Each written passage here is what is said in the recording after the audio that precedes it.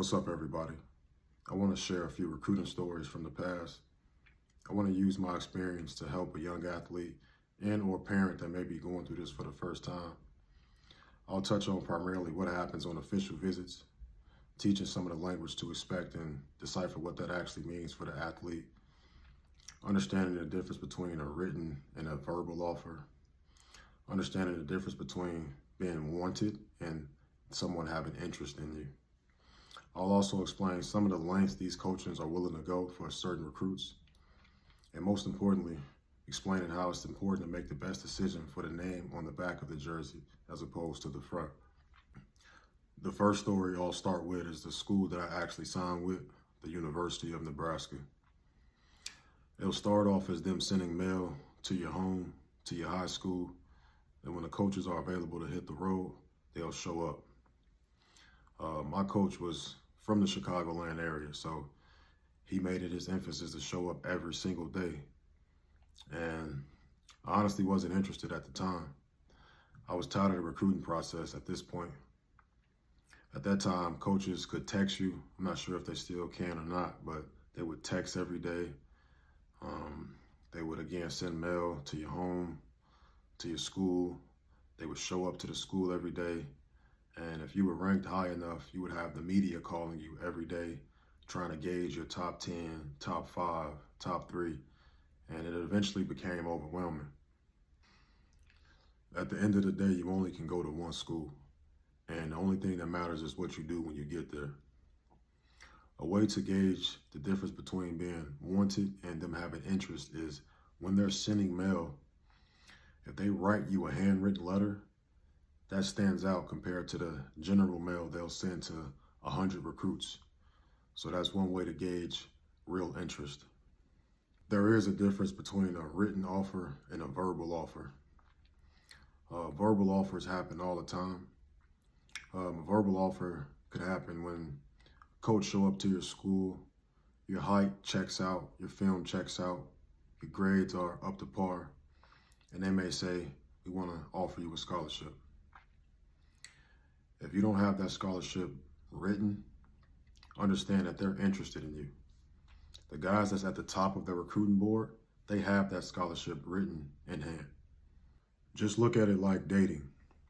There may be somebody you're seriously interested in, but unsure if they want you in the same way. So you'll keep something on the side. That's you. You on the side. And that's okay. We all trying to get something out the deal. If that written offer eventually come, we'll just use that information when we factor in making our final decision. Back to the story. My coach from Nebraska was showing up every day, and one day he showed up and asked, do I have a girlfriend? At the time I did. He then said, go get her. So I proceeded to pull her out of class and take her down to my high school coach's office. He then asked her, where are you going to college? She said something along the lines of, I'm not sure. He then asked, how would you like to go to the University of Nebraska? Completely shocked me, but she said, sure. And he told her, if he come, I got you. That was a cool experience. He had me looking cool in front of my high school girlfriend. And again, that's one of the lengths the coaches are willing to go when they really want you on campus. They'll also start to recruit your parents. Him and my dad started to communicate. And again, I wasn't interested, but one weekend, Oklahoma was playing Nebraska. That was a top 10 matchup. And my dad mentioned, why not check out a top 10 matchup on their dime? So I went to check it out. And turns out that was a great decision. When you get there, they roll a red carpet out for you. Like every visit, honestly, but it's something different about the fans in Lincoln, Nebraska.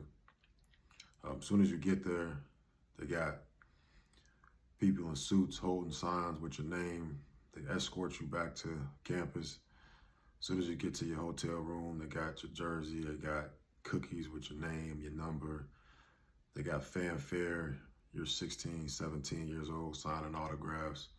It's a surreal experience. But the highlight of every recruiting trip is when they send you out with the athletes at night. After the game, they'll give you your money. and they'll send you on your way.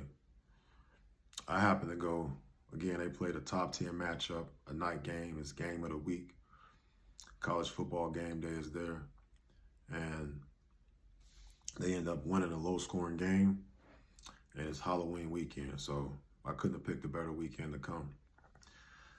Later that night, they had a Halloween party. I won't go in detail about the party. As college, you can use your imagination. What I will say is I remember Ndamukong Suh, which was the best player in college football at the time, Heisman candidate. I remember wearing my name tag in the party, and I remember he had his arm around me, and he was introducing me to people in there and making sure I got taken care of. I remember that night in my mind making a decision that I was going to the University of Nebraska.